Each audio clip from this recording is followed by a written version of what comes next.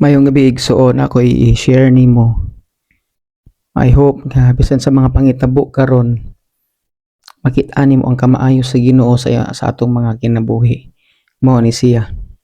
It is more moral for God to have a wise and hidden purpose in every tragedy than for evil to happen by accident or chance. Okay, igsuon, wala gyoy aksidente, walay maot nga nahitabo nga wala gi tugutan sa Ginoo ug nga wala siya nindot nga maayong mensahe or purpose ni ana. Kay nga na manggani si Lord daotan weak siya nga Ginoo ug dili siya mahigugmaon. Pero sa usahay di ka kasabot nganong gialaw sa Ginoo ang mga negatibong panghitabo. Pero tuoho igsuon nga gituyo na niya. Unang-una, para dili ka magpadayon sa pagpakasala. Ikaduha, sa rason nga muduol, mudangop nga ikapasaylo sa Ginoo. Ano man, wala ilagi tay mabuhimo, mabuhat kung wala ang Dios sa atong kinabuhi. Ang isda kung wala sa tubig mamatay siya.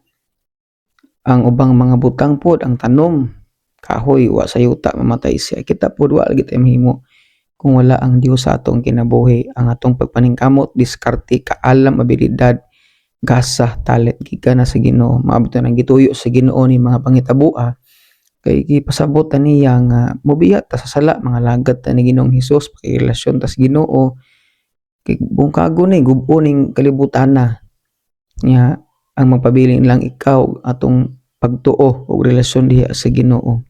Unang ituyo ni niya, gialaw ni niyang mga butanga.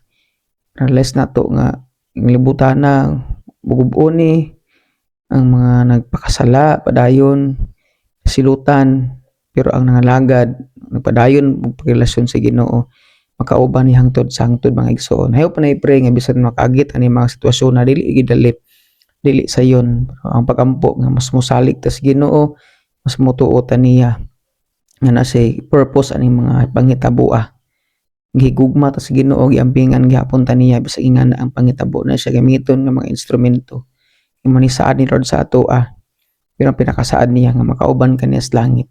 So kung may mong giwat igsuon, biya na sa relihiyon, sa sala, ug sugod nagpangalagad sa Ginoo. Ano man, si Lord ang atong katagbawan kinabuhi sa matag usa nga kinabuhi igsuon. God bless natong tanan.